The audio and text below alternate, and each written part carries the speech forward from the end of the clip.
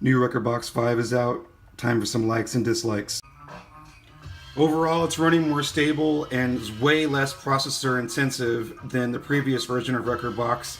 I can clearly see a stability change in the software. It's smoother and less taxing on my computer. The graphical user interface overhaul is flat and looks a lot like Serato DJ, which is fine with me because that's the workflow that I'm used to. I like it. Being able to switch between the pad editor and the beat grid editor on the fly is very handy.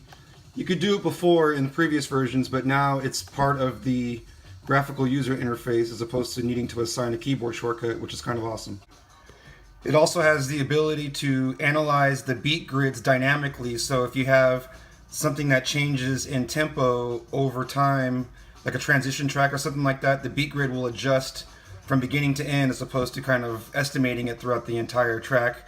Super helpful, so you don't have to manually do it.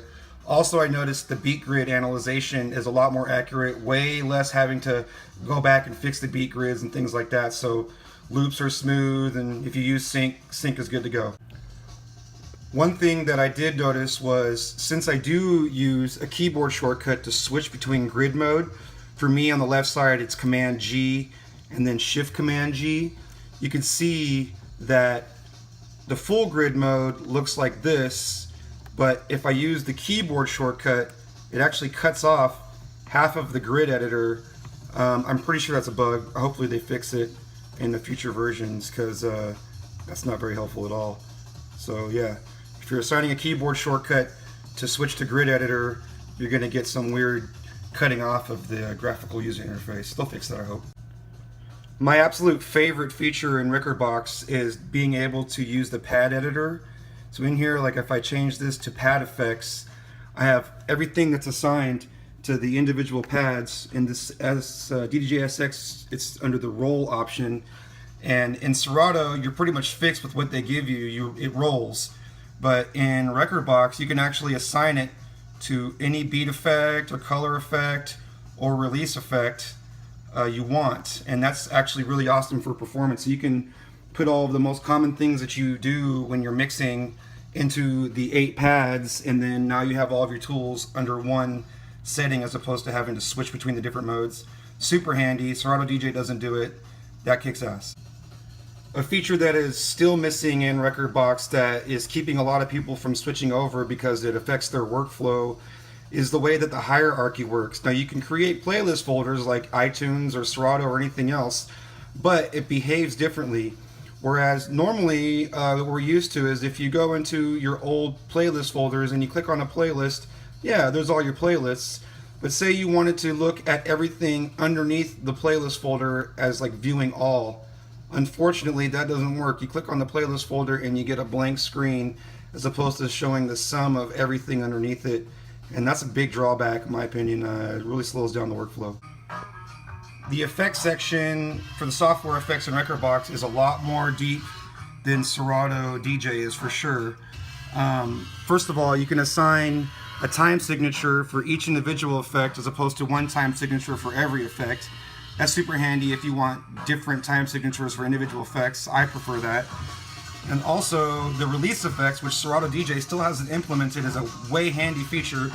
What you do is you start turning on these effects. I'm just going to create a whole lot of noise here. Just turning everything on.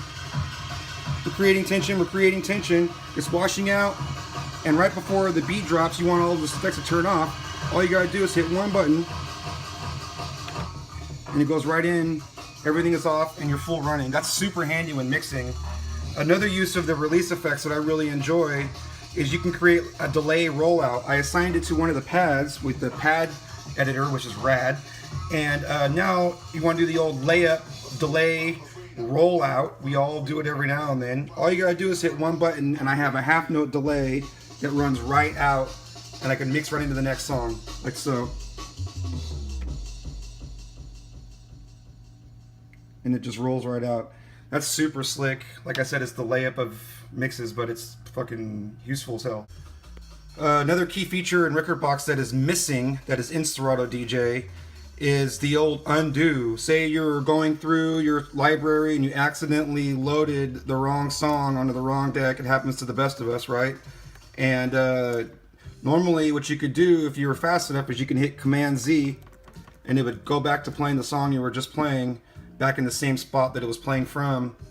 And unfortunately, that is not a feature in RekordBox DJ, so if you happen to do that on accident, you're going to get the stares.